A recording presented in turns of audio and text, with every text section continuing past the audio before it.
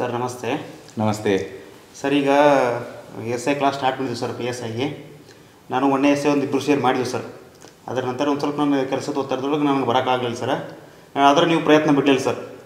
ಒಂದು 5 S I ಬರ್ತಾರೆ sir. ಈಗ ಎಲ್ಲ ಎಸ್ ಐನೂ ಓದಿದ್ವಿ ಸರ್ ನಾವು. ಅದರೊಳಗೆ ಒಂದು 5 ಎಸ್ ಐ ಬರ್ತೀರಿ ಸರ್, ಏಕರೂಪ ನಾಗರಿಕ ಸಮಿತಿ ಅಂತೇಳಿ ಸರ್. ನಾನು ಓದಿನಿ ಸರ್, ಮತ್ತು ನಮ್ಮ ಸ್ಟೂಡೆಂಟ್ಗಳು ಓದಾರ ಸರ್. ಅವ್ರಿಗೆ ಫಾರ್ವರ್ಡ್ ಮಾಡಿ ಕಳಿಸಿನಿ ಸರ್ ನಾನು. ಆದರೆ ಒಂದು ಸ್ವಲ್ಪ ಏನು ಸರ್, ವಿದ್ಯಾರ್ಥಿಗಳಿಂದ ಒಂದು ಸ್ವಲ್ಪ ಅದನ್ನು ಡಿಸ್ಕಷನ್ ಮಾಡಿರಿ, ನೀವು ಕ್ಲಾಸ್ ಮಾಡಿರಿ ಅಂತೇಳಿ ನನಗೆ ಭಾಳಷ್ಟು ಕರೆಗಳು ಬರಾಕತ್ತಾವ ಸರ್. ಆದರೆ ನಾನು ಒತ್ತಡದೊಳಗೆ ಬರೋಕ್ಕಾಗಿಲ್ಲ ಸರ್. ಅದಕ್ಕೆ ಇದೊಂದು ಕ್ಲಾಸ್ ಮಾಡಿಕೊಟ್ಟಂದ್ರೆ ಸರ್ ವಿದ್ಯಾರ್ಥಿಗಳು ಅನುಕೂಲ ಆಗತ್ತೆ ಸರ್. ಕರೆಕ್ಟ್. ಈಗ ನಾವು ಹಿಂದೆ ಈಗಾಗಲೇ 4 ಎಸ್ಸೆಗಳನ್ನು ಕ್ಲಾಸ್ ಥರ ಮಾಡಿದ್ವಿ. Yes sir. ಬಟ್ ಇದನ್ನು ಮಾಡಬೇಕಾಗಿತ್ತು. ಬಟ್ ಹಲವಾರು ಅದಕ್ಕೆ ಟೈಮ್ ಬೇಕಾಗುತ್ತೆ, ಅದಕ್ಕೆ ಸ್ವಲ್ಪ ಸಮಯದ ಅಭಾವ ಇರೋದರಿಂದ ಮಾಡೋಕ್ಕಾಗಿರಲಿಲ್ಲ. ಅದಕ್ಕೆ ಕುಂತು ಡಿಸ್ಕಷನ್ ಮಾಡಿ ಬಿಡೋಣ. ಆಲ್ಮೋಸ್ಟ್ ನಿಮ್ಮದೇನು ಡೌಟ್ಸ್ ಇದೆ ಅದರಲ್ಲಿ ಹಾಂ ಸರ್, ನೀವು ಅದನ್ನು ಕೇಳಿದರೆ ನಾನೇನು ಮಾಡ್ತೀನಿ ಅಂದರೆ ನಿಮ್ಮ ಡೌಟ್ಸ್ ಕ್ಲಿಯರ್ ಮಾಡೋಣ. ಆಲ್ಮೋಸ್ಟ್ ಆ ಸ್ಟೂಡೆಂಟ್ಸ್ ಡೌಟ್ಸು ಇರ್ತವೆ. ಹೌದು ಹೌದು ಸರ್. ಯಾಕಂದರೆ ಇದೊಂದು ಬಹಳ it is very simple concept. Indian ಪಾಲಿಟಿದಲ್ಲಿ ಇರ್ತಕ್ಕಂತಹ ವೆರಿ ಸಿಂಪಲ್ ಕಾನ್ಸೆಪ್ಟ್ ಇದು, ಏಕರೂಪ ನಾಗರಿಕ ಸಂಹಿತೆ. ನೀವು ಬಹಳಷ್ಟು ಓದ್ಕೊಂಡ್ರೆ ಸರ್, ನಿಮ್ಗೆ ಸಿಂಪಲ್ ಅನ್ಸುತ್ತೆ ಸರ್. ಈಗ ಬಟ್ ಈಗ ನನಗೆ ಏನು ಅನ್ಸುತ್ತೆ ಅಂದ್ರೆ ರೀ, ನೀವು ಏನು ಫಸ್ಟಕ್ಕೊಂದು ವಚನ ಹಾಕಿರಲ್ಲ ಸರ್, ಆ ವಚನಕ್ಕೂ ನೀವೇನು ಟಾಪಿಕ್ ತೊಗೊಂಡಿರಲ್ಲ ಏಕರೂಪ ನಾಗರಿಕ ಸಮಿತಿಗೆ, ಇದಕ್ಕೆ ಒಂದಕ್ಕೆ ಸರ್ ಅದು ನನಗೆ ಅರ್ಥನ ಅನ್ಸೋ ಸರ್ ಅದು. ಕರೆಕ್ಟ್. ಈಗ PTK ಹಾಂ ಸರ್, ಲೈನ್ ಏನು ಹಾಕೇನಿಲ್ಲ ನಾನು, ಅದು ಭಾಳ ಸೂಟೇಬಲ್ ಇದೆ. ಏಕರೂಪ ನಾಗರಿಕ ಸಂಹಿತೆ ಮತ್ತು ಭಾರತದಲ್ಲಿ ಮಹಿಳೆಯರ ಸ್ಥಿತಿಗತಿ. ಈ ಸರ ಮೊದಲು ನಾನು ಎಸ್ಸೆ ಬರೆದಿದ್ದೆ 2014 ಸೇಮ್ ಎಸ್ಸೆ ಬರ್ತಿದ್ದೆ. ಹಾಂ ಸರ್. ಅದಕ್ಕೆ ಏನು ಹೆಸರು ಕೊಟ್ಟಿದ್ದೆ ಅಂದರೆ ಏಕರೂಪ ನಾಗರಿಕ ಸಂಹಿತೆ ಅಂತ ಅಷ್ಟೇ ಕೊಟ್ಟಿದ್ದೆ ನಾನು. ಹಾಂ ಸರ್. ಮತ್ತು ಅವಾಗ ಕ್ವಶನು ಹಂಗೆ ಕೇಳಿದರು. ಹಾಂ ಹಾಂ ಸರ್. ಅಂದರೆ ಈಗ ಎರಡನ್ನು ಜಾಯಿಂಟ್ ಮಾಡಿ ಈಗ ಜಾಯಿಂಟ್ ಕೇಳತ್ತಾರೆ. ಹಾಂ ಸರ್. ಅದಕ್ಕೆ ನಾನು ನಮ್ಮ ಸ್ಟೂಡೆಂಟ್ಸ್ಗಳಿಗೆ ಅದು ಜಾಯಿಂಟ್ ಮಾಡಿ ಕೇಳಿದ್ರು ಕೂಡ ಅದಕ್ಕೂ ಸೇಮ್ ಎಸ್ಸೆನೇ ಇರ್ತೈತೆ ಅಂತ ತಿಳಿಸೋ ಸಂಬಂಧ ಎಸ್ ಸರ್ ಈ ಎಸ್ಸೆ ಬರ್ತೇನೆ. ಏಕರೂಪ ನಾಗರಿಕ ಸಂಹಿತೆ ಮತ್ತು ಭಾರತದಲ್ಲಿ ಮಹಿಳೆಯರ ಸ್ಥಿತಿಗತಿ PTK ಹಾಕಿ ಸ್ಟಾರ್ಟ್ ಮಾಡಿದ್ದೀನಿ ನಾನು. ಹಾಂ ಸರ್. ಒಂದು ಅದು ವಚನ ಹಾಕಿರಿ ಸರ್. ಹಾಂ, ಅದು ನನಗೆ ಯಾಕೋ ಇದಕ್ಕೆ ಸ್ವಲ್ಪ ಲಿಂಕ್ ಅನಿಸ್ಬೋದು ಸರ್ ನನಗೆ. ಇಲ್ಲ, ಈಗ ನೋಡಿ ಎಕ್ಸ್ಪ್ಲೇನ್ ಮಾಡಿದ್ರೆ ನಮ್ಗೆ ಈಸಿ ಆಗುತ್ತೆ. ಈಗ ನಾವು KAS ಕಲಿಬೇಕಾದ್ರೆ ಹಾಂ ಸರ್, ನಾನು ಕನ್ನಡ ಲಿಟ್ರೇಚರ್ ಒಬ್ಬರ ಕಡೆ ಕಲಿತಿದ್ದೆ. ಅವ್ರ ಹೆಸರು ಸಾಸಿ ಮರಳಯ್ಯ ಅಂತ, ಭಾಳ ಚೆನ್ನಾಗಿ ಹೇಳ್ತಿದ್ರು. ಹಾಂ ಸರ್. ಅವರೊಂದು ಪದ್ಯ ಬರೆದಿದ್ರು, ನಮ್ಗೆ ಅವಾಗವಾಗ ಹೇಳ್ತಿದ್ರು ಅದನ್ನ ಕ್ಲಾಸ್ನಲ್ಲಿ. ಅವರು ವೇಷ ಬೇರೆ ಭಾಷೆ ಬೇರೆ, ದೇಶ ಒಂದೇ ಭಾರತ, ಒಂದೇ ತಾಯಿ ಮಕ್ಕಳೆಂದು ಘೋಷಿಸೋಣ ಸಂತತ ಅಂತ. ನಮ್ಮ ದೇಶದ ಬ್ಯೂಟಿ ಏನಪ್ಪ ಅಂದರೆ ವೇಷಗಳು ಬೇರೆ. ನಮ್ಮ ದೇಶದಲ್ಲಿ 28 ರಾಜ್ಯ ಅದಾವೆ. ಹಾಂ ಸರ್. 8 ಕೇಂದ್ರಾಡಳಿತ ಪ್ರದೇಶಗಳದಾವೆ.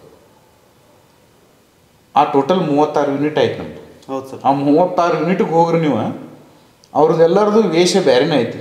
ಹೌದು ಸರ್. ಅವರೆಲ್ಲರದು ಭಾಷೆ ಬೇರೆನೇ ಐತಿ. ಹೌದು ಸರ್. ಕರ್ನಾಟಕಕ್ಕೆ ಬಂದ್ರಿ ಕನ್ನಡ ಮಾತಾಡ್ತಾರೆ, ಆಂಧ್ರ ಪ್ರದೇಶಕ್ಕೆ ಹೋದ್ರಿ ತೆಲುಗು ಮಾತಾಡ್ತಾರೆ ಸರ್, ತಮಿಳ್ನಾಡಕ್ಕೆ ಹೋದ್ರಿ ತಮಿಳು ಮಾತಾಡ್ತಾರೆ ಸರ್, ತಮಿಳು ಭಾಷೆ. ಹಂಗೆ ನೀವು ಉತ್ತರ ಪ್ರದೇಶಕ್ಕೆ ಹೋದ್ರಿ ಅಂದರೆ ಹಿಂದಿ ಮಾತಾಡ್ತಾರೆ ಸರ್. ಹೀಗೆ ಭಾಷೆ ಬೇರೆ, ಆದರೆ ದೇಶ ಮಾತ್ರ ಒಂದೇ. ಅದಕ್ಕೆ ನಾವೆಲ್ಲರೂ ಕೂಡ ಒಂದೇ ತಾಯಿಯ ಮಕ್ಕಳು, ಅಂದರೆ ಬರೀ ಭಾರತಾಂಬೆಯ ಮಕ್ಕಳು ಅಲ್ಲ ಹಾಂ ಹಾಂ ಸರ್ ಅಂಥೇಳಿ ಘೋಷಿಸುವ ಸಂತತದಿಂದ ಘೋಷಣೆ ಮಾಡೋಣ ಅಂತ ಹೇಳ್ಯಾರ.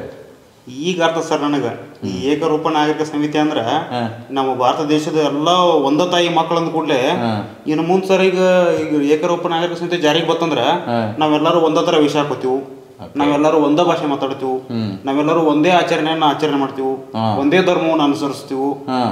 ಇದೆಲ್ಲ ಸರ್ ಒಂದಾಕೈತೆ ಸರ್. ಇದು ಏಕರೂಪ ನಾಗರಿಕ ಸಮಿತಿ ಜಾರಿಗೆ ಬಂದಂತಾರೆ ಸರ್. ಮತ್ತು ನೀವು ವಚನ ಬರೋದು ಲೆಕ್ಕ ನೋಡ್ರಿ ಸರ್, ಹಂಗ ಸರ್ ಇದಕ್ಕೆ. ಅಂದ್ರೆ ನೀವು ಏನು ಐತಿಲ್ಲ ಅದ ಸರ್, ಆ ಥರದ್ದು ಎಕ್ಸಾಕ್ಟ್ಲಿ ಅಪೋಸಿಟ್ ಮೀನಿಂಗ್ ತಿಳ್ಕೊಂಡ್ರಿ. ಏಕರೂಪ ನಾಗರಿಕ ಸಂಹಿತೆ ಅಂದ್ರನ ಬೇರೆ, ನೀವು ತಿಳ್ಕೊಂಡಿರೋದ ಬೇರೆ. ಅಂದ್ರೆ ಬಹುಶಃ ಇದು ನಮ್ಮ ಹುಡುಗರು ಹಂಗೆ ತಿಳ್ಕೊಂಡಾರಂತ, ವೇಷ ಬೇರೆ ಐತಿ, ಭಾಷೆ ಬೇರೆ ಐತಿ, ಅದನ್ನೆಲ್ಲ ಸೇವ್ ಮಾಡೋಣ ಅಂತ ಎಲ್ಲರೂ ಒಂದೇ ಥರ ಡ್ರೆಸ್ ಹಾಕಬೇಕು. ಮತ್ತು ಏಕರೂಪ ಅಂದ್ರೆ ಹಂಗಲ್ಲ ಸರ್. ಮತ್ತದ ನೀವು ಹಂಗೆ ತಿಳ್ಕೊಂಡಿದ್ರಿ ಅಂದ್ರೆ ಇಡೀ ಕನ್ಸೆಪ್ಟ್ ಅಪೋಸಿಟ್ ಕನ್ಸೆಪ್ಟೇ ಏಕರೂಪ ನಾಗರಿಕ ಸಂಹಿತೆ. ಭಾಷೆ ಬೇರೆ ಐತಿ, ಒಂದೋ ಭಾಷೆ ಮಾಡಿಬಿಡೋದು, ಅದನ್ನು ಒಂದೋ ಧರ್ಮ ಮಾಡೋದು, ಒಂದೋ ದೇವ್ರು ಮಾಡೋದು, ಒಂದೋ ಆಚರಣೆ ಮಾಡೋದು, ಅದ ಏಕರೂಪ ನಾಗರಿಕ ಸಂಹಿತೆ ತಿಳ್ಕೊಂಡ್ರೆ. ನಾವು ತಿಳ್ಕೊಂಡದ್ದು ಹಂಗೆ ನೋಡಿ ಸರ್. ಅದು ಭಾಳ ತಪ್ಪೈತಿ. ಅದಕ್ಕೆ ಕೆಳಗೆ ಅದಕ್ಕೆ ಬರ್ದೇನೆ. ಹಾಂ ಸರ್.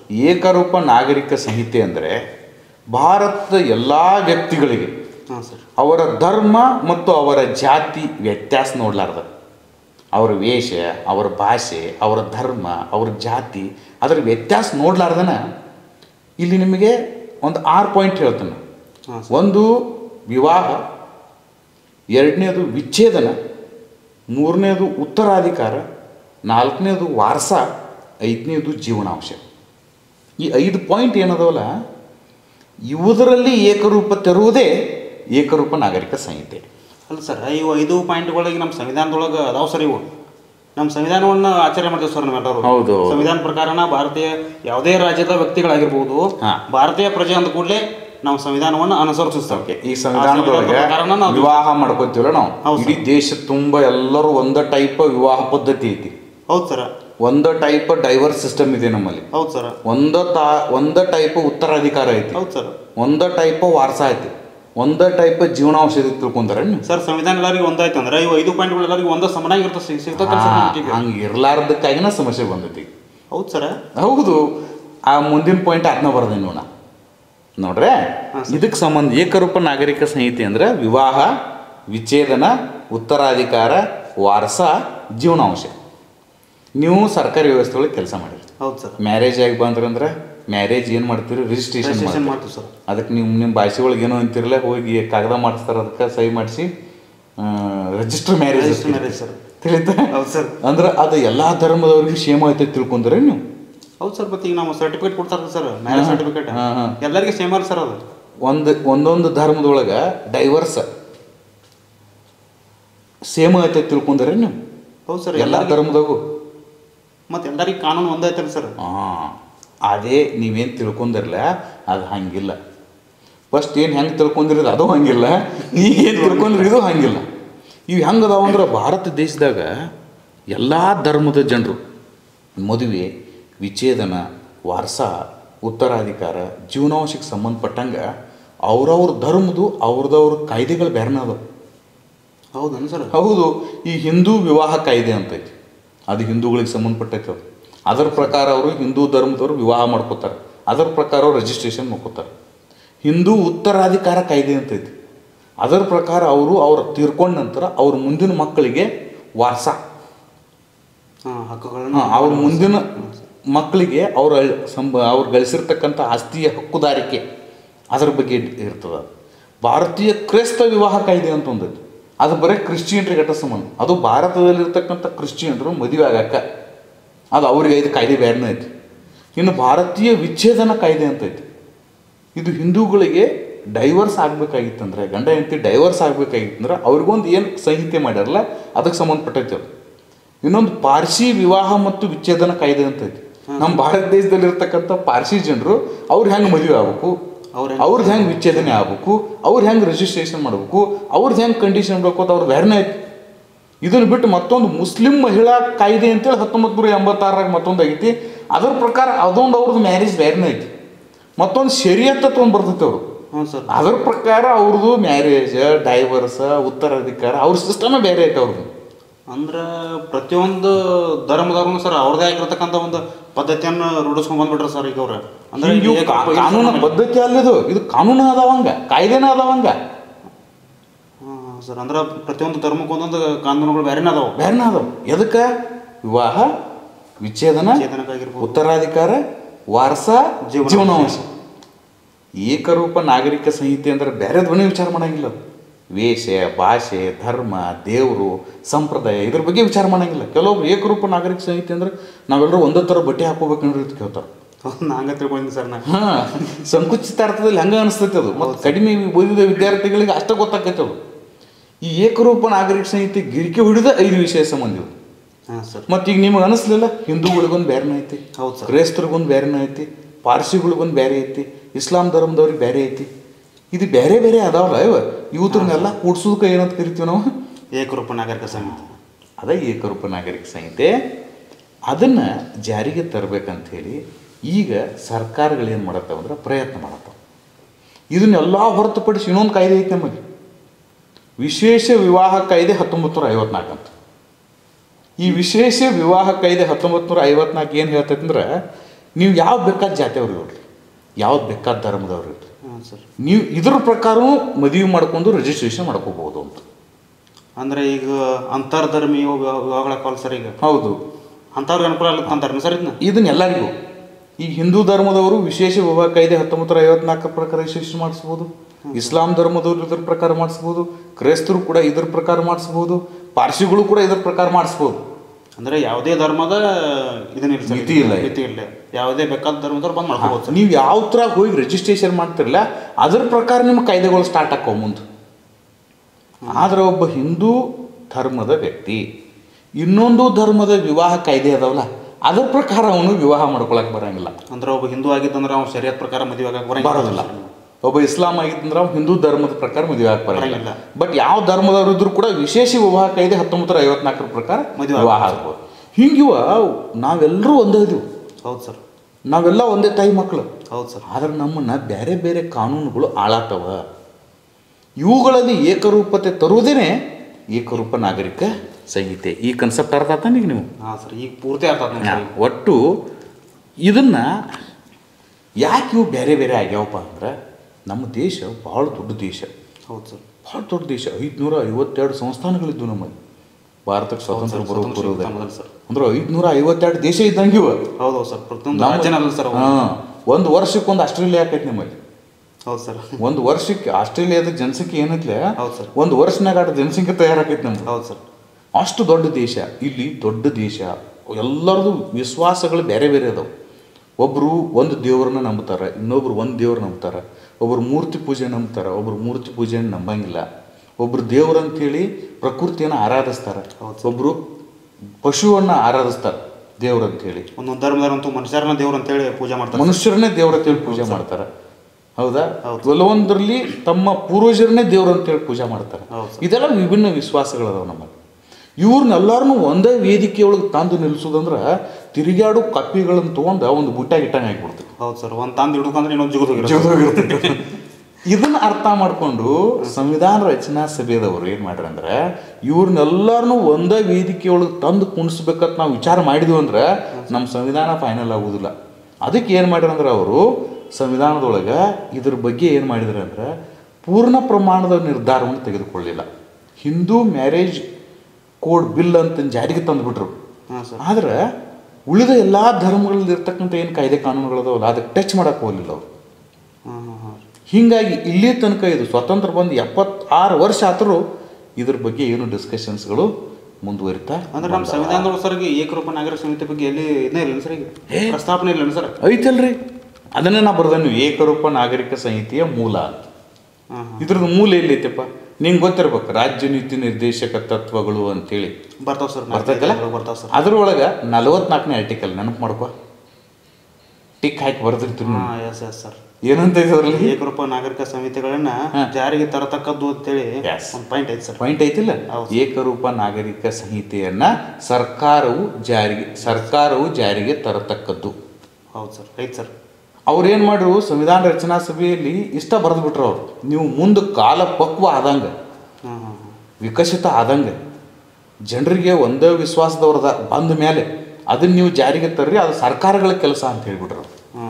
ಅದಕ್ಕೆ ಏನು ಮಾಡಿತ್ತಂದರೆ ಈ BJP ಸರ್ಕಾರ ಪ್ರತಿ ತನ್ನ ಚುನಾವಣೆ ಹೋಗೋಕ್ಕಿಂತ ಮೊದಲ ತನ್ನ ಪ್ರಣಾಳಿಕೆಯಲ್ಲಿ ಏಕರೂಪ ನಾಗರಿಕ ಸಂಹಿತೆಯನ್ನು ಜಾರಿಗೆ ತರುವುದು, ಆರ್ಟಿಕಲ್ 370 ರದ್ದುಪಡಿಸುವುದು, ಒಂದು ದೇಶ ಒಂದು ಚುನಾವಣೆಯನ್ನು ಮಾಡುವುದು, ಇವೆಲ್ಲ ತ್ರಿವಳಿ ತಲಾಖನ್ನು ರದ್ದುಪಡಿಸುವುದು, ಇವೆಲ್ಲ ಅದರ ಚುನಾವಣೆಯ ಮ್ಯಾನಿಫೆಸ್ಟೋ ಆಗಿದ್ವು. ಇವೆಲ್ಲ ಇದರಲ್ಲಿ ಸಾಕಷ್ಟು ಮ್ಯಾನಿಫೆಸ್ಟೋಗಳನ್ನ ಪೂರೈಸ್ಯಾರ.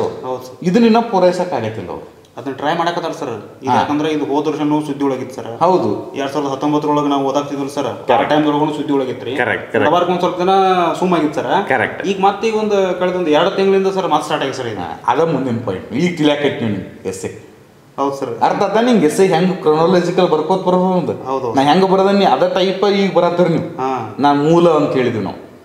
ಆವಾಗ ನೀವು ಹೇಳ್ದಂಗೆ 2018ನೇ ಇಸ್ವಿಗೆ 21ನೇ ಕಾನೂನು ಆಯೋಗ ಇತ್ತು. ಅವ್ರು ಏನು ಮಾಡಿದ್ರು ಅಂದರೆ ಏಕರೂಪ ನಾಗರಿಕ ಸಂಹಿತೆಯನ್ನು ಜಾರಿಗೆ ತರುವ ಸಲುವಾಗಿ ಪ್ರಶ್ನಾವಳಿಗಳನ್ನು ಮಾಡಿ, ಕ್ವಶನರೀಸ್ಗಳನ್ನು ಮಾಡಿ ಜನರ ಅಭಿಪ್ರಾಯ ಸಂಗ್ರಹ ಮಾಡೋಕ್ಕೆ ಕೊಟ್ಟರು ಅವರು. ಸರ್, ಯಾವಾಗಿದು 2018ರಾಗ. ಅದ್ರ ಮುಂದಿನ ವರ್ಷ ಇಲೆಕ್ಷನ್ ಇತ್ತು. 2019 ಇಲೆಕ್ಷನ್ ಇತ್ತು. 21ನೇ ಕಾನೂನು ಆಯೋಗ ಈ ಕೆಲಸ ಮಾಡಿ ಆಮೇಲೆ ಅಭಿಪ್ರಾಯವನ್ನು ಸಂಗ್ರಹ ಮಾಡಿತು. ಅಭಿಪ್ರಾಯವನ್ನು ಸಂಗ್ರಹ ಮಾಡಿತು. ಸಂಗ್ರಹ ಮಾಡಿದ ನಂತರ 21ನೇ ಕಾನೂನು ಆಯೋಗ ಏನು ಹೇಳ್ತು ಗೊತ್ತೈತೇನ್ರಿ? ಹಾಂ ಸರ್. ಈ uniform civil code U C C ಅಂತ ಬಳಸೇನೆ ಪ್ರಬಂಧ, ಅದನ್ನು ಯೂನಿಫಾರ್ಮ್ ಸಿವಿಲ್ ಕೋಡ್ ಅಂತ ತಿಳ್ಕೊಬೇಕು. ಅದು ಜನರ ಅಭಿಪ್ರಾಯವನ್ನು ಸಂಗ್ರಹಿಸಿ ಏನು ಕೊಟೇಶನ್ ಕೊಟ್ಟಿತ್ತಂದರೆ UCC ಅಗತ್ಯವೂ ಅಲ್ಲ ಅಪೇಕ್ಷಣೀಯವೂ ಅಲ್ಲ ಅಂತ ಹೇಳ್ತಾರೆ. ಅಂದರೆ ಜನರ ಅಭಿಪ್ರಾಯವನ್ನು ಏನು ತೊಗೊಂಡಿರ್ತಾರೆ ಸರ್, ಕಾನೂನು ಆಯೋಗನ ಹೇಳ್ಬಿಡ್ತೀವಿ. ಜನರ ಅಭಿಪ್ರಾಯ ಎಲ್ಲ ತೊಗೊಂಡು ಚೆಕ್ ಮಾಡಿ ಜನರು ಏನು ಹೇಳ್ಯಾರಂದ್ರೆ ಇದ್ರದ್ದು ನಮಗೆ ಅಗತ್ಯವೂ ಇಲ್ಲ, ಇದು ಅಪೇಕ್ಷಣೀಯವೂ ಅಲ್ಲ ಅಂತೇಳಿ. ಅಂದರೆ ನೀವು ಇದ್ರ ಬಗ್ಗೆ ವಿಚಾರ ಮಾಡಕ್ಕೆ ಹೋಗಬೇಡ ಅಂತ ಹೇಳ್ಬಿಟ್ಟು ಸರ್ ಅವರು ಆಮೇಲೆ ಬಿಟ್ಟುಬಿಟ್ರಿ ಅದು. ಆದರೂ ಕೂಡ ಮತ್ತೆ 2019 ಲೋಕಸಭಾ ಎಲೆಕ್ಷನ್ ಅಂತಲ್ಲ, ಅವಾಗೂ ತಮ್ಮ ಚುನಾವಣೆ ಮ್ಯಾನಿಫೆಸ್ಟೋದಲ್ಲಿ ಏಕರೂಪ ನಾಗರಿಕ ಸಂಹಿತೆಯನ್ನು ಜಾರಿಗೆ ತರುವುದು ಅಂತ ಹಾಕೊಂಡ್ರು ಮಾತು. ಇದು ಯಾವ ವರ್ಷ? ಈಗ 2023 ಸರ್. ಇಲೆಕ್ಷನ್ ಯಾವಾಗೈತಿ? ಈಗ MP ಎಲೆಕ್ಷನ್ ಸರ್ ನೆಕ್ಸ್ಟ್ 2024 ಬರ್ತದೆ ಸರ್. 24 ಬರ್ತೈತಿ. ಈಗ ಮತ್ತೆ ಇದ್ರ ಬಗ್ಗೆ ಅಂದ್ರೆ ನೆಕ್ಸ್ಟ್ ಈಗ ಮುಂದಿನ ಲೋಕಸಭಾ ಎಲೆಕ್ಷನ್ದೊಳಗೆ ಹಾಕ್ತಾರೆ. ಈಗೇನು ಅಷ್ಟರೊಳಗೆ ಜಾರಿಗೆ ಬಂತು ಅಂದರೆ ಏನು ಅವಶ್ಯಕತೆ ಇಲ್ಲ. ಹಾಂ ಸರ್. ಬಟ್ ಈಗ ಮತ್ತೆ ಪ್ರಸ್ತುತ ಚರ್ಚೆ ಒಳಗೆ ಬಂತು. ಈಗ ಇದು ಚರ್ಚೆ ಒಳಗೆ ಬಂದೈತಿ. ಇದನ್ನ ಈಗ ಸದ್ಯ ಯಾಕೆ ಚರ್ಚೆ ಐತಂದ್ರೆ 22ನೇ ಕಾನೂನು ಆಯೋಗ ಐತಿ. ಓಹೋ, ಅಂದ್ರೆ 21 ಬೇಡ ಅಂದ್ರೆ 22ನೇ ಕಾನೂನು ಆಯೋಗದವರು ಒಪ್ಕೋಬಹುದು ಅಂತ ಹೇಳಿ ಸರ್. ಹಾಂ, 22ನೇ ಕಾನೂನು ಆಯೋಗದವ್ರು ಏನು ಮಾಡ್ಯಾರ ಅಂದರೆ ಈಗಿನ ಸೆಪ್ಟೆಂಬರ್ 2023 ಅವರು ಸಾರ್ವಜನಿಕರ ಅಭಿಪ್ರಾಯಗಳನ್ನ ಕೇಳಕ್ಕೆ ಈಗ ಬಿಟ್ಟಾರ. ಅಂದ್ರೆ ಪ್ರಶ್ನೆಗಳನ್ನು ರೆಡಿ ಮಾಡಿ ಅಭಿಪ್ರಾಯಕ್ಕೆ ಬಿಟ್ಟರು ಸರ್. ಅಭಿಪ್ರಾಯಕ್ಕೆ ಬಿಟ್ಟಾರ ಅವರು. ಹಾಂ ಸರ್. ಅಂದರೆ ಈಗ ವೇಟಿಂಗ್ ಇದ್ರ ಸಂಬಂಧ ವೇಟಿಂಗ್ ಸರ್. ವೇಟಿಂಗ್ ಐತಿ. ಈಗ 22ನೇ ಕಾನೂನು ಆಯೋಗ 21ನೇ ಕಾನೂನು ಆಯೋಗ ಇದು ಅಗತ್ಯವೂ ಅಲ್ಲ ಅಪೇಕ್ಷಣೀಯವೂ ಅಲ್ಲ ಅಂತ ಹೇಳ್ತು. ಹಾಂ ಸರ್. ಇದು ಒಂದು ವೇಳೆ ಏನಾದರೂ ಏನು ಹೇಳ್ತೈತ್ಲೆ ಅದರ ಮೇಲೆ ಡಿಪೆಂಡ್ ಆಯ್ತು ನೋಡಿ. ಅಂದರೆ ಈ ವರದಿ ಮ್ಯಾಗ ಡಿಪೆಂಡ್ ಆಯ್ತು. ಇವ್ರು ವರದಿ ಲೋಕಸಭಾ ಎಲೆಕ್ಷನ್ ಆಗುವಷ್ಟರಾಗ ವರದಿ ಕೊಟ್ಟು ಇದನ್ನು ಕಾನೂನು ಜಾರಿ ಮಾಡಿದ್ರಂದ್ರೆ ಮುಂದಿನ ಮ್ಯಾನಿಫೆಸ್ಟೋದಾಗ ಇರಂಗಿಲ್ಲ. ಹೌದು ಸರ್. ಮಾಡಲಿಲ್ಲ ಅಂದ್ರೆ ಮತ್ತೆ ಮುಂದಿನ ಮ್ಯಾನಿಫೆಸ್ಟೋದಾಗ ಇರ್ಬೋದು. ಹಂಗೆ ಚರ್ಚೆ ಆಗ್ತಿರ ಸರ್. ಚರ್ಚೆ ಹಾಕೋತಿರ್ತೈತಿ. ಹಂಗೆ ಪೇಪರ್ದಾಗ ಬರ್ತೈತಿ. ನಮ್ಮ ಹುಡುಗರ್ದು ಹಂಗೆ PSI ಎಕ್ಸಾಮ್ ಇದ್ದ ಇರ್ತಾವ. ಇವ್ರು ಎಸ್ಸೆಗೆ ರೆಡಿ ಮಾಡ್ತಾ ಇರಬೇಕು. ಬಟ್ ಒಂದು ಸರಿ ಏನು ರೆಡಿ ಮಾಡಿ ಎಸ್ಸೆ ರೆಡಿ ಆದ್ರಂದ್ರೆ ಅವ್ರು ಯಾರು ಬೇಕಾದವ್ರು ಇದನ್ನು ಚೆನ್ನಾಗಿ ಎಸ್ಸೆಯನ್ನು ಬರೀಬೋದು. ಇದು ಪ್ರಸ್ತುತ ಈಗ ಸದ್ಯ UCC ಯಾಕೆ ಚರ್ಚೆಯಲ್ಲಿ ಐತೆ ಅನ್ನೋದು ನಿಮ್ಗೆ ಗೊತ್ತಾಯ್ತು. ಇಲ್ಲಿಗೆ 2 ಪೇಜ್ ಮುಗಿದೋಯ್ತು. ಹೌದು ಸರ್. ಕಳೆದ 10 ವರ್ಷಗಳಿಂದ ಈ ಕುರಿತು ಚರ್ಚೆಗಳು ಮುನ್ನೆಲೆಗೆ ಬಂದವು. ಹಿಂದೆ ಸ್ವಲ್ಪ ಇದರ ತೀವ್ರತೆ ಕಡಿಮೆ ಇತ್ತು. ಹೌದು ಸರ್. ಏಕರೂಪ ನಾಗರಿಕ ಸಂಹಿತೆ ಜಾರಿಗೆ ತರುವುದ್ರ ಬಗ್ಗೆ ತೀವ್ರತೆ ಕಡಿಮೆ ಇತ್ತು. 10 ವರ್ಷದಲ್ಲಿ ಇದರ ತೀವ್ರತೆ ಹೆಚ್ಚಾಗಿತ್ತು. ಆದರೆ ಇಲ್ಲಿ ತನಕ ಈ ಚರ್ಚೆ ಅಟ್ಟ ಆಗೈತೆ ಹೊರತಾಗಿ ಎಲ್ಲೋ ಒಂದು ಕರಡು ವರದಿ ಡೇ ಆಗಿಲ್ಲ. ಹೌದು ಸರ್. ಯಾವುದೋ ಒಂದು ಆಯೋಗವಾಗಲಿ ಅಥವಾ ಯಾವುದೇ ಒಂದು ವ್ಯಕ್ತಿ ಆಗಲಿ ಇದ್ರ ಬಗ್ಗೆ ಯಾವ ಥರನಾಗಿ ಏಕರೂಪ ನಾಗರಿಕ ಸಂಹಿತೆ ಜಾರಿಗೆ ತರಬೇಕಂತೇಳಿ ವರದಿ ಕೊಟ್ಟಿಲ್ಲ. ಹೌದು ಸರ್. ಏನೂ ಇಲ್ಲದೆ ಇರೋದ್ರಿಂದ ನಾವು ಅದನ್ನು ಇಟ್ಕೊಂಡು ಅನುಕೂಲವೋ ಅನಾನುಕೂಲವೋ ಅಂತೇಳಿ ಡಿಸ್ಕಷನ್ ಮಾಡ್ಬೋದಾಗಿತ್ತು. ಅಂದ್ರೆ ಇದು ಬಂದ್ರೆ ಸರ್ ನಮ್ಗೆ ಭಾಳ ಅನುಕೂಲ ಆಗಿದೆ ನನಗೆ. ಏನು ಅದ್ರದ್ದು ಅನುಕೂಲ ಅದಾವ ಏನಾದರೂ ಅವ್ರು ಕೊಟ್ಟಿದ್ರಂದ್ರೆ ನಾವು ತೊಗೊಂಡು ಅದ್ರದ್ದು ಅನುಕೂಲ ಏನೋ ಅನಾನುಕೂಲ ಏನೋ ತಿಳ್ಕೊಬೋದಾಗಿತ್ತು. ಹೌದು ಸರ್. ಬಟ್ ಏನೂ ಕೊಟ್ಟಿಲ್ಲ ಅಂದಮೇಲೆ ಇದು ಬರೋದ್ರಿಂದ ಯಾರಿಗೆ ಅನುಕೂಲ ಐತಿ, ಇದು ಬರೋದ್ರಿಂದ ಯಾರಿಗೆ ಅನುಕೂಲ ಐತಿ ಅನ್ನೋದ್ರ ಬಗ್ಗೆ ನಾವು ಡಿಸ್ಕಷನ್ ಮಾಡೋಣ. ಉದಾಹರಣೆಗೆ ಈಗ ನಿಮಗೆ ನಾ ವಿಷಯ ಹೇಳಿದೆ, ವಿವಾಹ, ವಿಚ್ಛೇದನ, ಜೀವನಾಂಶ, ವಾರಸ, ಉತ್ತರಾಧಿಕಾರ. ವಿವಾಹ ಯಾರ್ಯಾರು ಹಾಕಿವಿ? ಹೆಣ್ಣು ಮತ್ತು ಗಂಡು. ಹೆಣ್ಣು ಮತ್ತು ಗಂಡು. ಕರೆಕ್ಟಾ ಸರ್? ಒಂದು ಧರ್ಮದಲ್ಲಿ ವಿವಾಹ ಕಾಯ್ದೆಯಲ್ಲಿ ಏನು ಹೇಳ್ತೈತೆ ಅಂದರೆ ಒಬ್ಬ ವ್ಯಕ್ತಿ ಒಂದೇ ಮದುವೆ ಆಗಬೇಕು ಅಂತ ಹೇಳ್ತೈತೆ. ಇನ್ನೊಂದು ಧರ್ಮದ ಕಾಯ್ದೆ ಏನು ಹೇಳ್ತೈತೆ ಅಂದ್ರೆ ಒಬ್ಬ ವ್ಯಕ್ತಿ ಒಂದಕ್ಕಿಂತ ಹೆಚ್ಚು ಮಹಿಳೆಯರನ್ನು ಮದುವೆ ಆಗ್ಬೋದು ಅಂತ ಹೇಳ್ತೈತಿ. ಅಂದ್ರೆ ಬಹುಪತ್ನಿತ್ವ, ಏಕಪತ್ನಿತ್ವ ಅಂತ ಹೇಳ್ತೈತಿ ಒಂದು ಧರ್ಮ. ಹೌದು ಸರ್. ಇನ್ನೊಂದು ಧರ್ಮ ಹೇಳ್ತೈತಿ ಬಹುಪತ್ನಿತ್ವ ಮಾಡ್ಕೋಬಹುದು. ಸರ್ಟನ್ ಎಷ್ಟು ನಂಬರ್ ಅಂತ ನಂಗೆ ಕ್ಲಾರಿಫೈ ಗೊತ್ತಿಲ್ಲ, ಬಟ್ ಹೇಳ್ತೈತಿ 2 ಪತ್ನಿಯನ್ನು ಹೊಂದಬಹುದು ಅಂತ ಹೇಳ್ತೈತಿ. ಇಲ್ಲಿ ಒಂದು ಧರ್ಮ ಏನು ಹೇಳ್ತೈತಿ ಒಂದ ಪತ್ನಿ ಇರೋ. ಹೌದು ಸರ್. ಇನ್ನೊಂದು ಧರ್ಮ ಏನು ಹೇಳ್ತೈತಿ ಬಹುಪತ್ನಿತ್ವ ಇರ್ಬೋದು. ಅವಾಗ ಇಲ್ಲಿ ಗಂಡು ಮತ್ತು ಹೆಣ್ಣು ಇಬ್ಬರು ಕೂಡಿ ಮದುವೆ ಹಾಕಿರ್ತಾರೆ. ಹಾಂ ಸರ್. ಇದರಿಂದ ಮುಜುಗರ, ಸಂಕಟ, ತೊಂದರೆ ಗಂಡಿಗೆ ಆಕೈತಿ ಹೆಣ್ಣಿಗೆ ಆಕೈತಿ? ಹೆಣ್ಣಿಗೆ ಆಗೋದಲ್ಲ ಸರ್. ಹಾಂ, ಅದೇ ರೀತಿ ನೋಡ್ರಿ, ಬಹುಪತ್ನಿತ್ವಕ್ಕೆ ಅವಕಾಶ ಕೊಟ್ಟಿರ್ತಕ್ಕಂತಹ ಆ ಒಂದು ಪದ್ಧತಿಯಲ್ಲಿ ಬಹುಪತ್ನಿತ್ವಕ್ಕೆ ಅವಕಾಶ ಇಲ್ಲ. ಹೌದು ಸರ್. ಆಕೆ 2 ಗಂಡರ ಮದುವೆ ಆಗೋಕ್ಕೆ ಅವಕಾಶ ಇಲ್ಲ. ಒಂದು ವೇಳೆ ಅದನ್ನು ಕೊಟ್ಟಿದ್ರೆ ಅಂದ್ರೆ ಅಲ್ಲಿ ಸಮಾನತೆ ಐತೆ ಅಂತ ಮಾತಾಡ್ತಿದ್ದೆ ನಾವು. ಸರ್ಕಾರ ಈಗ ನಾವು ಏಕರೂಪ ನಾಗರಿಕ ಸಂಹಿತೆ ಬಗ್ಗೆ ಮಾತಾಡ್ತಿದ್ದೀವಿ, ನೀವು ತಂದಿಲ್ಲಿ ಏಕಪತ್ನಿತ್ವ ಬಹುಪತ್ನಿತ್ವ ಇದ್ರ ಬಗ್ಗೆ ಮಾತಾಡ್ತೀವಿ. ಹೌದು, ಏಕರೂಪ ನಾಗರಿಕ ಸಂಹಿತೆ ಹೇಳುವುದನ್ನ ಫಸ್ಟ್ ವಿಷಯ ವಿವಾಹದ ಬಗ್ಗೆ ತಿಳಿದ. 2ನೇದು ವಿಚ್ಛೇದನ. ಈಗ ನಾವು ವಿಚ್ಛೇದನಕ್ಕೆ ಬರೋಣ. ವಿಚ್ಛೇದನ ಒಂದು ಧರ್ಮದ ಕಾನೂನದಾಗ ವಿಚ್ಛೇದನ ಆಯ್ತಂದ್ರೆ ಭಾಳ ಕಠಿಣವಾದ ಪ್ರೊಸೀಜರ್ಸ್ ಅದಾವೆ. ಆದರೂ ಕೂಡ ಮಹಿಳೆಗೆ ಪತ್ನಿಗೆ ಏನು ಕೊಡಬೇಕು, ಜೀವನಾಂಶ ಕೊಡ್ಬೇಕಂತ ಹೇಳ್ತದೆ. ಹೌದು ಸರ್. ಇನ್ನೊಂದು ಧರ್ಮದಲ್ಲಿ ಏನು ಹೇಳ್ತೈತಿ, ಡೈವರ್ಸ್ ಆದರೆ ಜೀವನಾಂಶ ಕೊಡುವುದು ಪತಿಯ ಕರ್ತವ್ಯ ಅಲ್ಲ, ಕೊಡಬಹುದು ಅಥವಾ ಕೊಡದೇ ಕೊಡದೇ ಇರ್ಬೋದು ಸರ್. ತಿಳಿತಾ ಇದ್ರ ಬಗ್ಗೆ ದೊಡ್ಡ ದೊಡ್ಡ ಕೇಸ್ ಆಗ್ಯಾವ. ಶಾಬಾನು ಪ್ರಕರಣಗಳು ಎಲ್ಲ ನೀವು ಕೇಳಿರ್ತೀರಿ. Yes sir. ಸುಪ್ರೀಂ ಕೋರ್ಟ್ ತಕ ಹೋಗಿ ಬಂದವು. ಸುಪ್ರೀಂ ಕೋರ್ಟ್ದಾಗ ವಿಚ್ಛೇದನ ಆಗೈತಾಕಿಗೆ ಜೀವನಾಂಶ ಕೊಡೋದು ಹೇಳಿದ್ರು ಕೂಡ ಸಂಸತ್ನಾಗ ಅದನ್ನ ಚರ್ಚೆ ಮಾಡಿ ರದ್ದು ಮಾಡ್ತಾರೆ. ಅಂದ್ರೆ ಸಮಾನವಾಗಿರ್ತಕ್ಕಂಥ ಸ್ಥಾನಮಾನ ಸರ್. ಈಗ ನೋಡ್ರೆ ಆ ಮಹಿಳೆ ಅದಾಳೆ, ಇಲ್ಲಿ ಗಂಡ ಮತ್ತು ಹೆಣ್ಣು ಎರಡು ಅದಾವ. ಗಂಡನಿಗೆ ಏನು 2 ಮದುವೆ ಆಗ್ಬೋದು. ಹಾಂ ಸರ್. ಹೆಂಡತಿ 2 ಮದುವೆ ಆಗಿ ಬರಂಗಿಲ್ಲ. ಅದರ ಸಮಾನತೆಗೆ ಕುಂದು ಬಂತು ಸರ್. ಕುಂದು ಬಂತು. ಗಂಡು ವಿಚ್ಛೇದನ ಆದ ತಕ್ಷಣ ಜೀವನಾಂಶವನ್ನು ಒಂದು ಕಡೆ ಕೊಡೋದು ಹಕ್ಕು ಕಡ್ಡಾಯ, ಇನ್ನೊಂದು ಕಡೆ ವಿಚ್ಛೇದನಕ್ಕೆ ಜೀವನಾಂಶ ಕೊಡೋದು ಕಡ್ಡಾಯವಲ್ಲ. ಯಾರು ತೊಂದರೆ ಆಗತ್ತೈತಿ ಇಲ್ಲಿ? ಹೆಣ್ಮಕ್ಳಿಗೆ ತೊಂದರೆ ಆಗತ್ತೆ ಸರ್. ಕರೆಕ್ಟಾ? ಹೌದು ಸರ್. ಒಂದು ಧರ್ಮದಾಗ ಏನು ಹೇಳ್ತೈತೆ ಅಂದ್ರೆ 18 ವರ್ಷ ತನಕ ಹೆಣ್ಣು ಮಗಳಿಗೆ ಮದುವೆ ಆಗೋಕ್ಕೆ ಅವಕಾಶ ಇಲ್ಲ. ಇನ್ನೊಂದು ಧರ್ಮ ಏನು ಹೇಳ್ತೈತೆ ಅಂದ್ರೆ ಆ ಮಹಿಳೆ ಪ್ರೌಢಾವಸ್ಥೆಗೆ ಬಂದ ತಕ್ಷಣ, ಋತುಸ್ರಾವ ಸ್ಟಾರ್ಟ್ ಆದ ತಕ್ಷಣ ಮದುವೆ ಆಗ್ಬೋದು ಅಂತ ಹೇಳ್ತೈತೆ. ಇಲ್ಲಿ ಯಾರು ಹಕ್ಕು ಕಿತ್ಕೊಳತ್ತಾರ? ಇಲ್ಲಿ ಮಹಿಳೆಯರ ಹಕ್ಕುಗಳು ಕಿತ್ಕೊಳತ್ತ. 18 ವರ್ಷ ಆದರೆ ಅಟ್ಲೀಸ್ಟ್ PUC ಮುಗಿಸ್ತಾಳೆ. ಹೌದೌದು ಸರ್. ಈಗ ಪ್ರೌಢಾವಸ್ಥೆ ಅಂದ ತಕ್ಷಣ ಆಲ್ಮೋಸ್ಟ್ 8th. ಹೌದು ಸರ್. ಶಿಕ್ಷಣದ ಹಕ್ಕು ಕಸ್ಕೊಂಡ್ಬಿಟ್ಟಿವಲ್ಲ ಸರ್. ಹೌದಾ? ಹೌದು ಸರ್. ವಾರಸ ಉದಾಹರಣೆಗೆ ಕೆಲವೊಂದು ಕಡೆ ಏನಾಯ್ತಂದ್ರೆ ವಾರಸಾ ಪ್ರಮಾಣ ಪತ್ರ ತೆಗೆಸ್ಬೇಕಾದ್ರೆ ಗಂಡು ಹೆಣ್ಣು ಇಬ್ಬರದೂ ವಾರಸ ಸಿಗ್ತದೆ. ಹೌದು ಸರ್. ಕೆಲವೊಂದು ಕಡೆ ಹೆಂಗೈತಂದ್ರೆ ವಾರಸಾ ಪ್ರಮಾಣ ಪತ್ರದಲ್ಲಿ ಹೆಣ್ಮಕ್ಳದ ಹೆಸರು ಬರಂಗಿಲ್ಲ, ಕೇವಲ ಗಂಡು ಮಕ್ಕಳದ್ದು ಅಷ್ಟೇ ಬರ್ತದೆ, ಉತ್ತರಾಧಿಕಾರಿಗಳು ಅವರಷ್ಟೇ ಅಂತ ಬರ್ತದೆ. ಆವಾಗ ಇಲ್ಲಿ ತೊಂದರೆಗೆ ಸಿಕ್ಕಾಕೊಳ್ತಕ್ಕಂಥ ವ್ಯಕ್ತಿಗಳು ಯಾರು? ಮಹಿಳೆಯರು. ಒಟ್ಟಾರೆ ಏಕರೂಪ ನಾಗರಿಕ ಸಂಹಿತೆ ಇದೆಯಲ್ಲ, ಇದನ್ನು ಜಾರಿಗೆ ತರೋದ್ರಿಂದ ಅನುಕೂಲ ಯಾರಿಗೆ ಆಗೋದೈತಿ?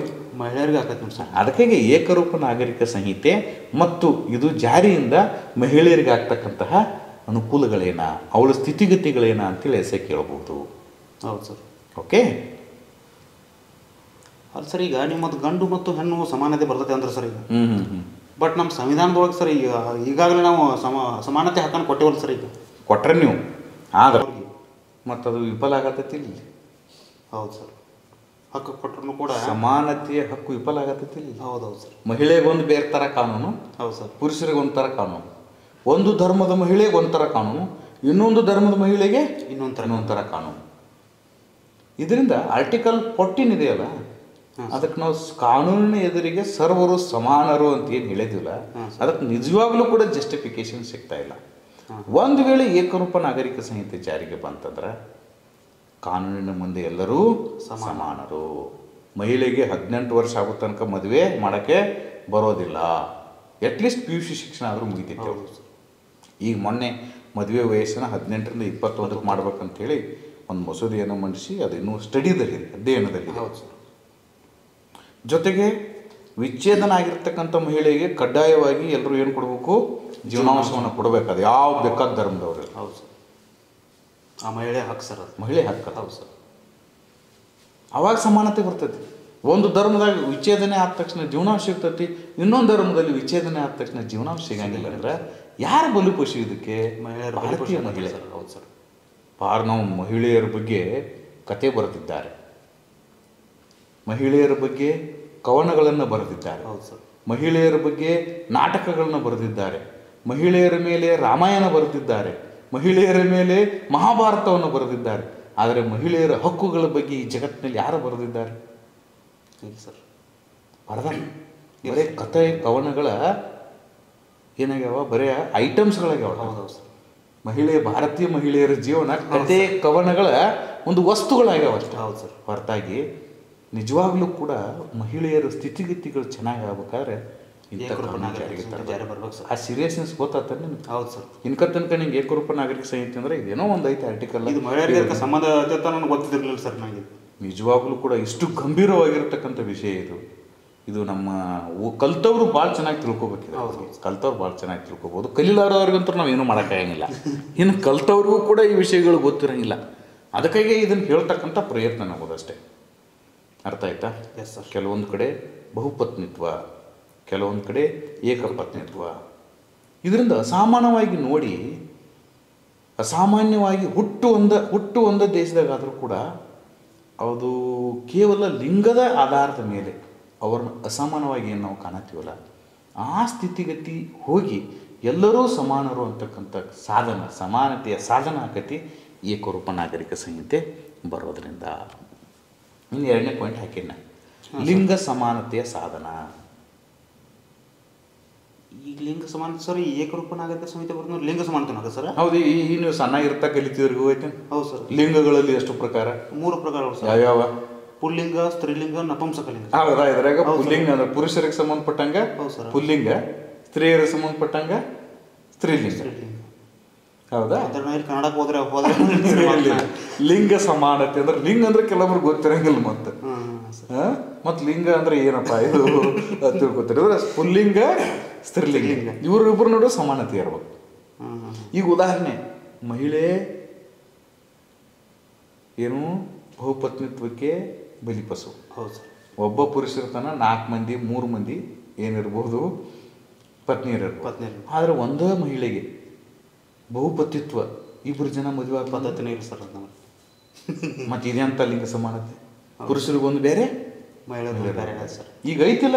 ಅದಕ್ಕೆ 2023ರ ಲಿಂಗ ಅಸಮಾನತೆಯ ಸೂಚ್ಯಾಂಕದಲ್ಲಿ 146 ದೇಶಗಳದ್ದು ಸ್ಟಡಿ ಮಾಡ್ತಾರೆ. ಅದ್ರಾಗ ಭಾರತದ ಸ್ಥಾನ ಎಷ್ಟೈತೆ ಗೊತ್ತೈತೇನ್ರಿ? 127.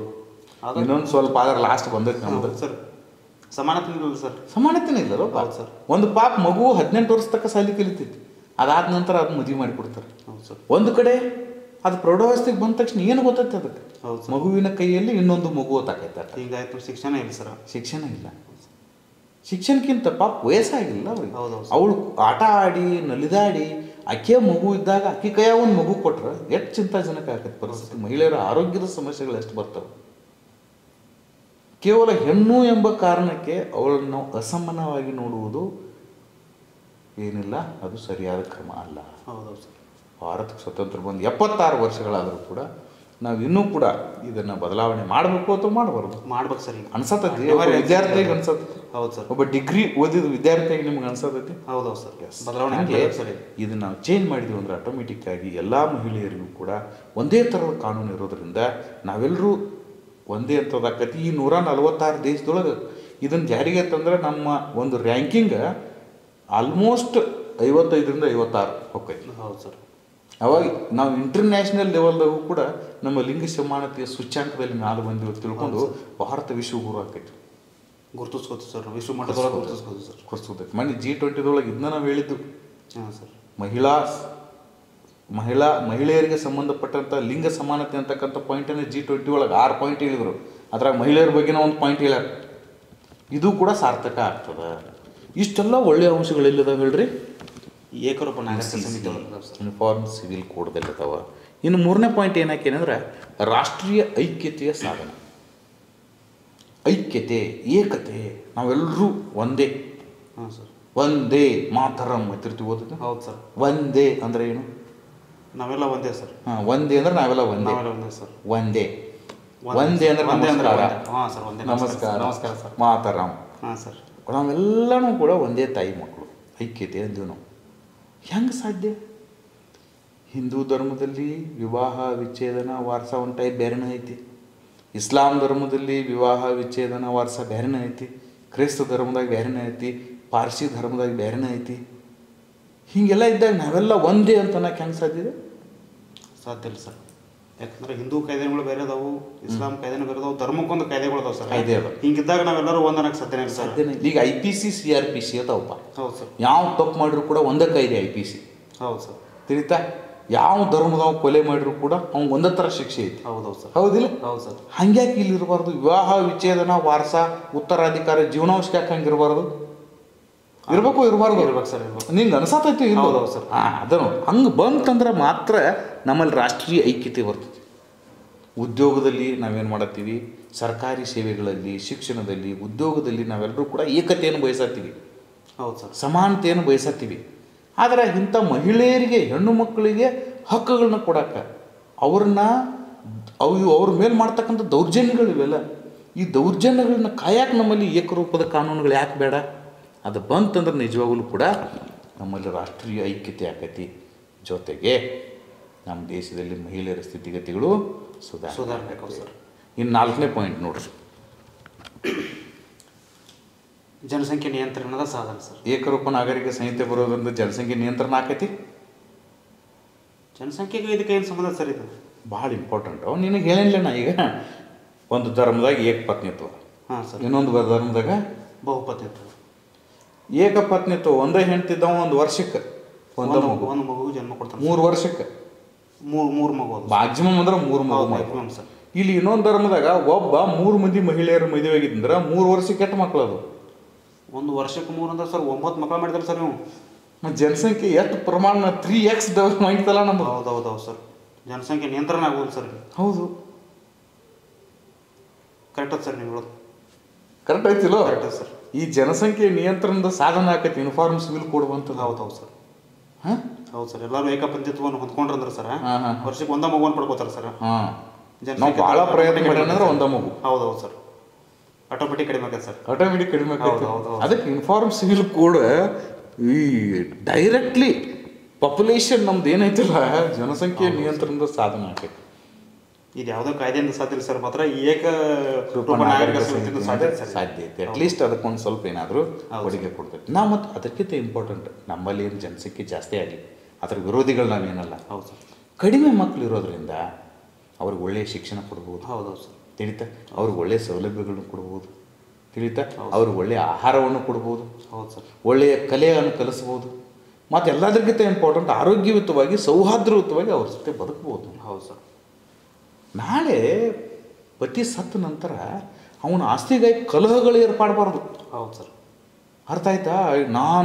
ನಾನು ಫಸ್ಟು, ನಾನು ಸೆಕೆಂಡು, ನಾನು ಥರ್ಡು ಅಂತ ಬಂದಿರೋದ್ರಿಂದ ಕೌಟುಂಬಿಕ ಕಲಹಗಳು ಜಾಸ್ತಿ ಆಗ್ತಾವೆ. ಅದರಿಂದ ಸಮಾಜದಲ್ಲಿ ಅಶಾಂತಿ ಉಂಟಾಗ್ತದೆ. ನಾವು ಸರ್ಕಾರಿ ವ್ಯವಸ್ಥೆ ಒಳಗೆ ನೋಡ್ತಿರ್ತೀವಲ್ಲ, ಇಂಥ ಪ್ರಕರಣಗಳು ಭಾಳ ನೋಡ್ತೀವಿ ನಾವು. ಹೌದು ಸರ್. ಅದೆಲ್ಲನೂ ಕೂಡ ಆಗಿ ಸಾಮಾಜಿಕ ಶಾಂತಿ ಉಂಟಾಗುತ್ತದೆ ಅಂತ ಅದೊಂದು ಬರಿಬೇಕಾಗಿತ್ತು ನಾ ಇದು. ಹೌದು ಸರ್. ಕೌಟುಂಬಿಕ ಶಾಂತಿ, ಕೌಟುಂಬಿಕ ನೆಮ್ಮದಿ ಉಂಟಾಕೈತಿ. ಹಂಗೆ ನೀವು ಬರ್ಕೋತ ಹೋದಂಗೆ ನಿಮ್ಗೆ ಭಾಳ ವಿಷಯಗಳು ಗೊತ್ತಾಗ್ತವೆ ಸರ್. ಆ ಥರ ನಾನು ಅಗದಿ ನಿಮಗೆ ತಿಳುವಳಿಕೆ ಭಾಷೆಯಲ್ಲಿ ಇದನ್ನು ನಾನು ಏನು ಮಾಡಿದ್ದೀನಿ, ಬರೆದಿದ್ದೀನಿ. ಬಟ್ ಈಗ 4 ಪುಟ ಮುಗಿತೀನಿ. ಇನ್ನು ನಾವು 5ನೇ ಪುಟಕ್ಕೆ ಬರೋಣ. ಇಷ್ಟೆಲ್ಲ ಒಳ್ಳೇದಾಗತ್ತೆ ಅಂತ ಹೇಳಿದ್ವಿ ನಾವು. ಮಹಿಳೆಯರ ಸ್ಥಿತಿಗತಿ ಸುಧಾರಿಸ್ತಾವೆ ಅಂತ ಹೇಳಿದ್ವಿ. ಇನ್ನು ಇದನ್ನು ಜಾರಿಗೆ ಇನ್ನೂ ಆಗಿಲ್ಲ. ಇನ್ನು ಜಾರಿ ಮಾಡೋಕ್ಕಿಂತ ಮುಂಚೆ ಏನೇನು ಗಮನಿಸಬೇಕು ಅಂತಕ್ಕಂಥದ್ದನ್ನು ನಮ್ಮದು ಹೇಳಿದ್ವಿ ನಾವು. ಹಿಂಗೆ ಇದನ್ನು ಮಾಡ್ಬೇಕಂತ ಹೇಳಂಗಿಲ್ಲ ನಾವು. ನಮ್ಮ ತಿಳುವಳಿಕೆ, ನಮ್ಮ ಜ್ಞಾನ ಅದ್ರ ಬಗ್ಗೆ ಇದನ್ನು ಜಾರಿ ಮಾಡೋಕ್ಕಿಂತ ಮೊದಲ ಸರ್ಕಾರ ಏನು ಯೋಚಿಸಬೇಕು ಅಂತೇಳಿ ನಮ್ಮದೇ ಆಗಿರ್ತಕ್ಕಂಥ ಕೆಲವೊಂದು ಸಂಗತಿಗಳನ್ನ ಕೊಡೋದು. ಹೌದು ಸರ್. ಈಗ ಅಭಿಪ್ರಾಯ ಕೇಳಿರಲ್ಲ ಕಾನೂನು ಆಯೋಗ. ಹಾಂ ಸರ್. ನಾವು ಅಭಿಪ್ರಾಯಗಳನ್ನ ಬರೆದು ಕಳಿಸ್ಬೋದು. ಈಗ 8 ಮಂದಿ ಬರೆದು ಕಳಿಸ್ಯಾರ ಹೇಳ್ರಿ ನೋಡು. ನೀವು ಬರೆದು ಕಳಿಸಿದ್ರೆ ಸರ್, ನೀವು ಹೇಳಿದಾಗ ಗೊತ್ತಾಗ್ತಾರೆ ನನಗೆ. ವಿಚಾರ ಮಾಡಿ ಇನ್ಕತಕ್ಕ ಕಾನೂನು ಆಯೋಗಗಳು ಇದ್ರ ಬಗ್ಗೆ ಪ್ರಶ್ನೆಗಳನ್ನು ರೆಡಿ ಮಾಡಿ ಜನರಿಗೆ ಕೊಟ್ಟರೆ ಗೊತ್ತಾಯಿಲ್ಲ ಸರ್ ನನಗೆ. ಹೀಗೆ ನಮ್ಮ ದೇಶದಲ್ಲಿ ಏನಾಗ್ಯಾರಪ್ಪ ಅಂದರೆ ಎಲ್ಲ ಅಕ್ಷರಸ್ತ್ರ ಏನಾಗ್ಬಿಟ್ರೆ ಅಂದ್ರೆ ಅನಕ್ಷರಸ್ತ್ರ ಥರ ಆಗ್ಬಿಟ್ಟಾರ. ಇನ್ನು ಅನಕ್ಷರಸ್ತ್ರ ಅಂದ್ರೆ ಪಾಪ ಏನು ಕೇಳಕ್ಕೆ ಬರೋಂಗಿಲ್ಲ, ಅವ್ರಿಗೊಂದು ನಮಸ್ಕಾರ ಅಂತ. ಸರ್, ಇಲ್ಲಿ ಡಿಗ್ರಿ ಕಲ್ತವರು, ಕಾಂಪಿಟೇಟಿವ್ ಓದೋರಿಗೆ ಇದಾಗ ಗೊತ್ತಿಲ್ಲ ಇಂಥ ಒಂದು ಆಯೋಗ ಇಂಥ ಒಂದು ಅಭಿಪ್ರಾಯ ಕೇಳುತ್ತಿ, ನಾ ಬರೆದು ಹಾಕಬೇಕು, ನಾ ಇಮೇಲ್ ಮಾಡ್ಬೇಕಂತ ಗೊತ್ತಿಲ್ಲ. ಮತ್ತೆ ನಾವು ಹಕ್ಕುಗಳ ಬಗ್ಗೆ ಹೋರಾಟ ಮಾಡ್ತಿರ್ತೀವಿ. ಎಸ್ಸೆಗಳು ಬಂದಾಗ ಅಷ್ಟೇ ಸರ್, ನೌಕರಿ ಇಡೋ ಟೈಮ್ದಾಗ ಅಟ ಗೊತ್ತಾಕೈತಿ. ಅದಕ್ಕೆ ನಾವೇನು ಮಾಡ್ಬೇಕಂದ್ರೆ ಇದು ಜಾರಿ ಆಗೋಕ್ಕಿಂತ ಮುಂಚೆ ಏನೇನು ಪರಿಗಣಿಸಬೇಕು, ಬರೀ ವಿವಾಹ, ವಾರಸ, ಜೀವನಾಂಶ, ದತ್ತಕ್ಕ ಇದರದಟ್ಟೆ ಗಿರ್ಕಿ ಹೊಡಿಲಾರ್ದ ಇನ್ನೂ ಹಲವಾರು ಧರ್ಮಗಳಲ್ಲಿ ಹಲವಾರು ರೀತಿಯ ಏನದಾವ ಸಂಪ್ರದಾಯಗಳದ. ಹೌದು ಸರ್. ಉದಾಹರಣೆ ತೆರಿಗೆಗೆ ಸಂಬಂಧಪಟ್ಟಿರ್ತಕ್ಕಂಥದ್ದು ಎಲ್ಲೂ ಮಾತಾಡೋಂಗಿಲ್ಲ. ಯಾವುದು? ಏಕರೂಪ ನಾಗರಿಕ ಸಂಹಿತೆ. ಹೌದು ಸರ್. ಇಲ್ಲಿ ಹಿಂದೂ ಧರ್ಮದಲ್ಲಿ ಹಿಂದೂ ಅವಿಭಕ್ತ ಕುಟುಂಬಕ್ಕೆ ಪ್ರತ್ಯೇಕ ತೆರಿಗೆ ನಿಯಮಗಳದ. ಹೌದು ಸರ್. ಹಿಂದೂ ಅನ್ಡಿವೈಡೆಡ್ ಫ್ಯಾಮಿಲೀಸ್ ಅಂತ HUF ಅಂತ ಬರ್ತೈತಿ ತೆರಿಗೆಗೆ ಸಂಬಂಧಪಟ್ಟಂಗೆ. ಅದಕ್ಕೆ ಬೇರೆ ನಿಯಮಗಳು ಅದಾವೆ. ಇಷ್ಟೆಲ್ಲರೂ ಹಿಂಗಿದ್ದು ಈ ಕಡೆ ಇಲ್ಲೊಂದು ತೆರಿಗೆಗೆ ಸಂಬಂಧಪಟ್ಟಂಗೆ ನಿಯಮಗಳದಾವ್ರು. ಇದನ್ನು ಕೂಡ ಏಕರೂಪದಲ್ಲಿ ಮಾಡ್ಬೇಕಂತ ನಾವು. ಅಂದರೆ ಯಾರಿಗೆ ಹೊರೆ ಆಗ್ಬಾರ್ದು ಸರ್. ಹಾಂ, ಅಂದರೆ ಧರ್ಮದ ಆಧಾರದ ಪ್ಲಸ್ ಬೇಡ, ಇವ್ರಿಗೆ ಮೈನಸ್ ಮಾಡ್ಯಾರ, ಅದು ಚಿಂತನೆ ಬೇಡ. ಅದು ಚಿಂತನೆ ಬೇಡ. ಅದನ್ನು ಕೂಡ ಏಕರೂಪದ ನಿಯಮಗಳು ಬರಲಿ. ಜೊತೆಗೆ ಈ ನಾವು ಇಲ್ಲಿ ತನಕ ಭಾಳ ಮಾತಾಡೀವಿ ಬಹುಪತ್ನಿತ್ವ ಬಗ್ಗೆ. ಹೌದು ಸರ್. ರಾಷ್ಟ್ರೀಯ ಕೌಟುಂಬಿಕ ಆರೋಗ್ಯ ಸಮೀಕ್ಷೆ 5 ಅಂಥೇಳಿ ಒಂದು ಸಮೀಕ್ಷೆಯನ್ನು ಹೊರಡಿಸಿತ್ತು ಭಾರತ ಸರ್ಕಾರ. ಹಾಂ ಸರ್. ಈ ಸಮೀಕ್ಷೆಯಲ್ಲಿ ಕ್ರೈಸ್ತ ಧರ್ಮದವರ ಬಹುಪತ್ನಿತ್ವದ ಪ್ರಮಾಣ 2.1%. ಹ್ಞೂ ಸರ್. ಇಸ್ಲಾಂ ಧರ್ಮದಲ್ಲಿ ಬಹುಪತ್ನಿತ್ವದ ಪ್ರಮಾಣ 1.9%.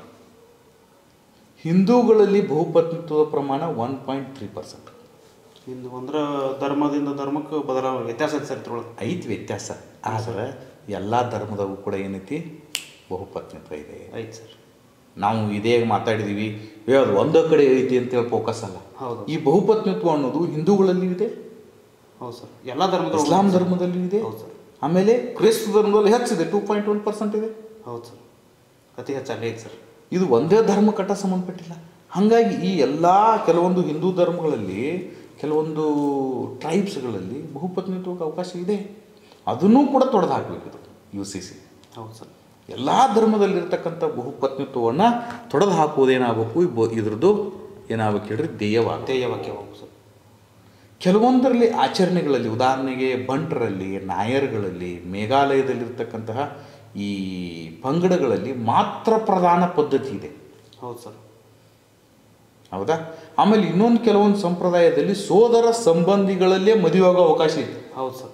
ಅದ್ರ ಬಗ್ಗೆ UCC ಏನು ಕ್ರಮ ತಗೊಳ್ತೈತಿ, ಅದನ್ನು ಕಾದು ನೋಡ್ಬೇಕು ಸರ್. ಆಯ್ತು, ನೋಡಬೇಕು. ಅದ್ರ ಬಗ್ಗೆ ಸ್ಪಷ್ಟ ಪ್ರದರ್ಶನವನ್ನು ಮಾಡಬೇಕಲ್ಲ UCC ಕಾನೂನದಲ್ಲಿ. ಹೌದು ಸರ್. ಇವುಗಳ ಬಗ್ಗೆನೂ ಕೂಡ ಮಾತಾಡಬೇಕು. ಅದು UCCದಲ್ಲಿ ಅದಕ್ಕೂ ಒಂದು ಏನಿರಬೇಕು, ಸ್ಪಷ್ಟತೆ ಬರಬೇಕು. ಈ UCC ಜಾರಿಗೆ ತರಾತೀವಿ ಅಂಥೇಳಿ ಬಹುಸಂಖ್ಯಾತರ ನೈತಿಕ ಪರಿಕಲ್ಪನೆಗಳನ್ನು ಅಲ್ಪಸಂಖ್ಯಾತರ ಮೇಲೆ ಹೇರಬಾರ್ದು. ಮತ್ತು ಹೌದು ಸರ್, ನಾವೊಂದು 80% ಜನ ಇಂಥದ್ದು ಆಚರಣೆ ಮಾಡತ್ತೀವಿ, ನಾವು ಇದನ್ನು ಮೇನ್ ಕಾಯ್ದೆ ಮಾಡಿ ಅವರು ನಮ್ಮ ಥರ ಬರ್ಲಿಕ್ಕೆ ಮಾಡಬಾರ್ದು.